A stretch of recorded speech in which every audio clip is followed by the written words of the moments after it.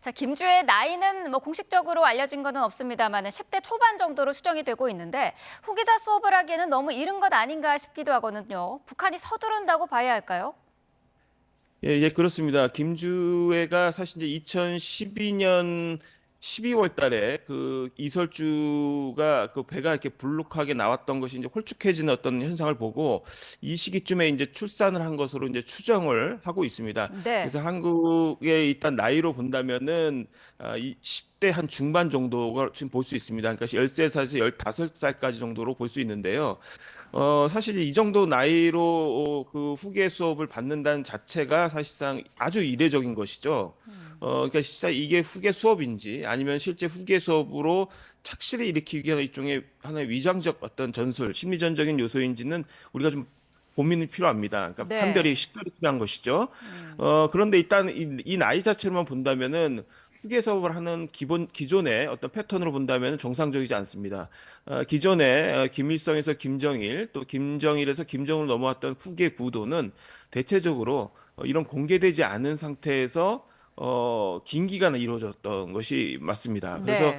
대체적으로 내부에서 긴 후계 수업을 밟은 이후에 공식 직함을 바꿔서 갑자기 이제 등장하는 방식으로 나타났고 실제 이제 내부에서도 당내에 진입하기 위해서 그래서 이제 권력으로서의 일종의 직함을 부여받기까지는 상당한 시간이 경과되고요. 그 전까지도 아마 군사 교육을 비롯해서 각종 후계 수업들을 아주 굉장히 치밀하게 받습니다. 네. 그런데 지금 현재 나타나고 있는 이 김주애와 관련된 활동은 너무 지나치게 공개적인 것이고요. 또 한편에서는 내용 자체가 주로 아버지의 현지 지도, 시찰에 주로 동행하는 모습으로만 지금 판별이 되고 있기 때문에 실제 내부적으로 정말 과거와 같은 후계 구도의 치밀하고 정교한 방식의 그런 후계 학습을 받고 있는지에 대해서는 아직 확정하기는 어렵다.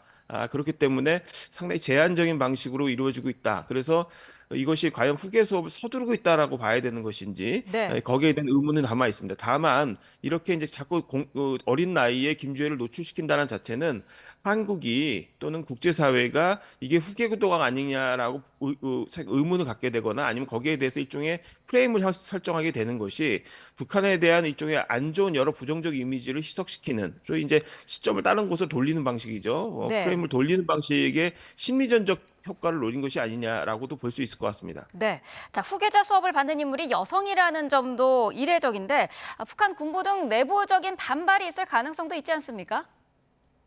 예, 만약에 정말 후계자로 가는 어떤 행보라면은 그 가능성은 충분히 있습니다. 그 네. 말은 뭐냐면 단순히 군부가 동의하느냐 마느냐의 문제가 아니라 북한 체제는 그 체제의 어떤 그 정치 문화 자체가 군사 중심적 질서로 성립된 국가이고 네. 항일 무장 투쟁이라는 군사로부터 기원을 하고 있습니다. 그렇기 때문에 그만큼 이제 군부가 갖고 있는 자긍심도 굉장히 크고요.